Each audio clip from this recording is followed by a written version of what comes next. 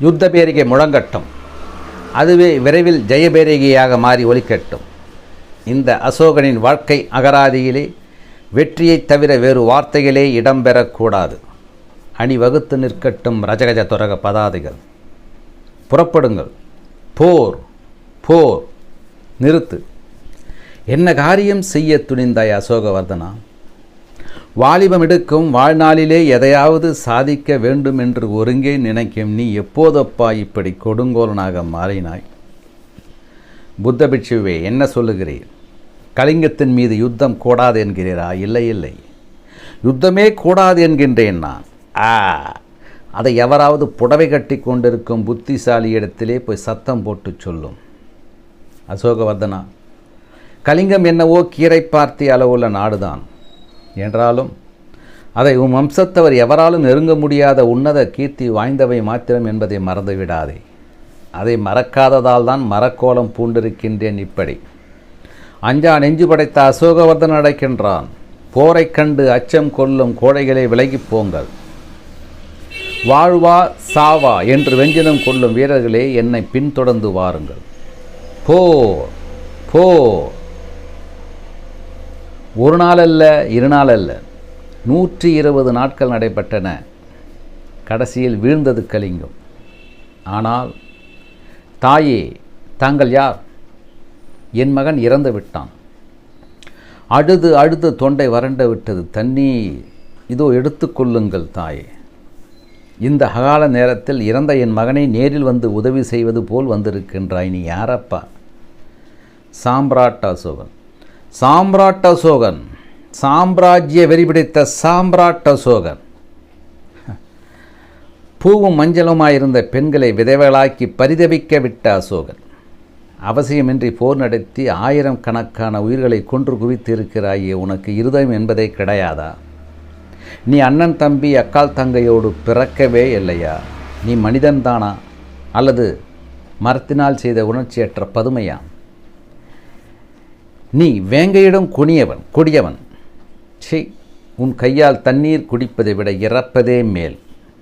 புத்தம் சரணம் கச்சாவி.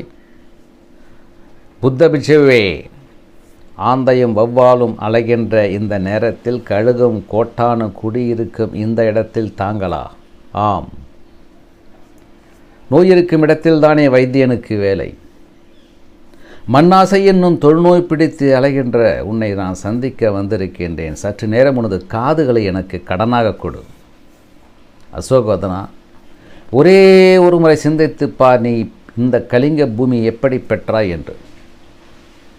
1000 வீரர்களை கொன்று குவித்து அவர்களது கபால ஓடுகளை கொட்டி அடக்கி அவர்களது விதவை மனைவிமார்கள் அறுத்தெறிந்த கூந்தலை கயிறாக திரித்து இரத்தம் தோய்ந்த உன் கரங்களால் இந்த வெற்றி கொடியை பறக்க விட்டிருக்கின்றாய். இதற்கு பெயரா வெற்றி?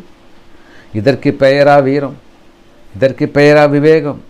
இதற்கு பெயரா மானம்? இல்லை இல்லை, அவமானம். புத்த பிட்சுவே, ஏற்கனவே என் உள்ளம் ஏர்முனைப்பட்ட நஞ்சை நிலம் போல் புண்ணாகி இருக்கிறது. மீண்டும் கெடுத்து விடாதீர்கள். அசோகவர்தனா, இந்த ஆழிசூழ் உலகத்தில் கெடுக்க முடியாத நபர்களே இல்லை அப்பா. கேவலம் வெள்ளி பணத்திற்காக உடல் இன்பத்தை அள்ளி அள்ளி தரும் ஒரு விலை மாதரை கூட திருத்திவிடலாம். அவளை ஒருவன் நல்ல உள்ளத்தோடு திருமணம் செய்து கொள்வதனால். அசோகவர்தனா, இந்த உலகத்தில் அன்புதான் இன்ப ஊற்று, அன்புதான் இன்ப ஜோதி, அன்புதான் அணையாத விளக்கு. ஆம், பூட்டிய சிந்தனை கூட்டின் என் கதவுகள் உடைந்தன. இந்த அசோகன் அருள் பெற்றான், மருளுரைத்தான். ஐயோகோ, இந்த அற்ப பதரின் மானிட ஆசையினால் எத்தனை பேர் தங்கள் உயிரை இழந்திருக்கின்றனர். 100,000 பேர் தங்கள் உயிரை இழந்திருக்கின்றனரே.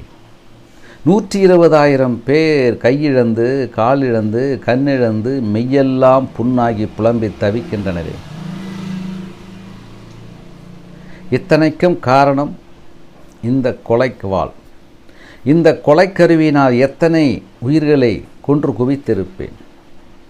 காட்டானை போல் எதிரிகள் வந்தாலும் ஒரே வீச்சில் அவர்களை வெட்டி வீழ்த்திய வீரவாளே, இனி வேண்டாம், என் உரையிலிருந்து ஒழிந்து போ.